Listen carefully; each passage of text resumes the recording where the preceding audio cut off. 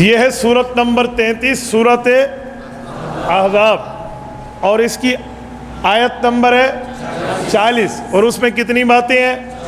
Number 1، حضور پاک مردوں میں کسی کے والد لیکن اللہ کے اور رسول اللہ آخری نبی ہیں، اور اللہ پاک ہر چیز کو ادھر آپ کو آتا ہے ادھر آپ جھجکتے ہیں. ٹھیک ہے، ایک راؤنڈ اور لگاؤں تو آپ کی جھجک ختم ہو جائے گی. اب توجہ رکھنا. اب میں آپ کو ایک جملہ کہتا ہوں، یہ آیت ختم نبوت کیسے ہے؟ تو یہ 4 باتیں ہیں، ان کا آپس میں کوئی جوڑ بھی ہے. ایک میں مردوں کے باپ نہیں، تو اگلا جملہ ہوتا عورتوں کے والد ہیں. یوں تو نہیں ہے. لفظ ہے مردوں میں کسی کے والد نہیں، اگلا جملہ ہے اللہ کے رسول ہیں. بھئی ان 2 لفظوں کو جوڑ آپس میں تو نہیں بنتا بظاہر. نہیں سمجھے؟ میں کہتا یہ مسجد نہیں ہے، یہ مسجد ہے، یہ گھر ہے، جوڑ بن گیا. میں کہوں یہ مسجد ہے اور میں چائے پی رہا ہوں، تو بھئی مسجد کا چائے پینے سے کیا جوڑ ہے؟ تو اس آیت سے ایک بات بظاہر ہمیں سمجھ نہیں آتی. اللہ فرماتے ہیں کہ حضور پاک مردوں میں کسی کے والد نہیں. اوکے، سمجھ آ گیا. اگلا جملہ اللہ کے رسول ہیں، اس کا کیا مطلب ہے؟ یہ جملہ ساتھ کیوں آیا ہے؟ اس کی ایک وجہ ہے، اس کے پیچھے ایک واقعہ ہے جسے کہتے ہیں شان نزول، انگلش میں کہتے ہیں بیک گراؤنڈ. وہ کیا ہے؟ اب وہ ذرا سمجھو.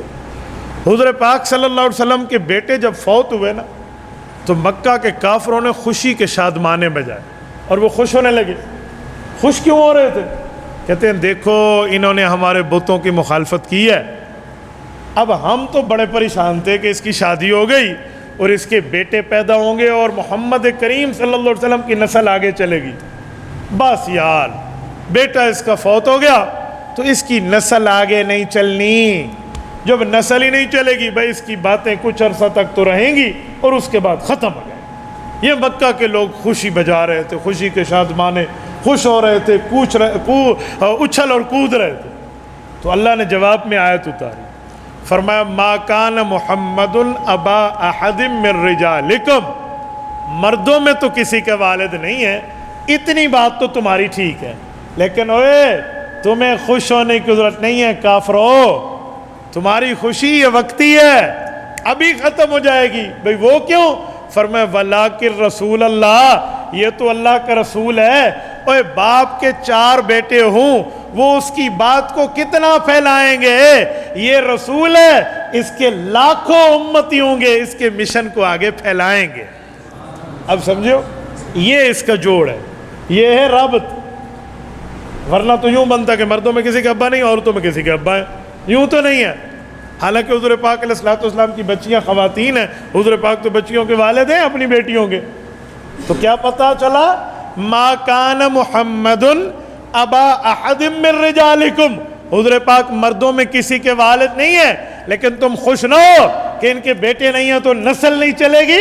ولیکن رسول اللہ، یہ اللہ کا رسول ہے، اور رسول کے تو لاکھوں امتی ہوتے ہیں، اس کی بات کو آگے لے کر وہ چلائیں. سمجھ گئے؟ اب اگلا جملہ سمجھو، وخاتم النبیین، آخری نبی ہیں. اس کا کیا جوڑ ہے؟ اس کا کیا مطلب؟ یہ لفظ ختم نبوت یہاں کیوں آئی؟ ایک بات تو واضح ہے کہ حضور پاک آخری نبی ہیں، عقیدہ بتا دیا، لیکن ادھر بتانے کی ضرورت.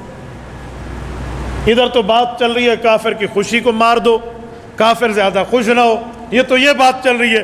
تو ادھر ختم نبوت کے لفظ آنے کی ضرورت کیا تھی؟ آجی ضرورت تھی. وہ کون سی ضرورت ہے؟ اب کان کی کھڑکی کھولنا اور دل تک میرے اس جملے کو راستہ دینا.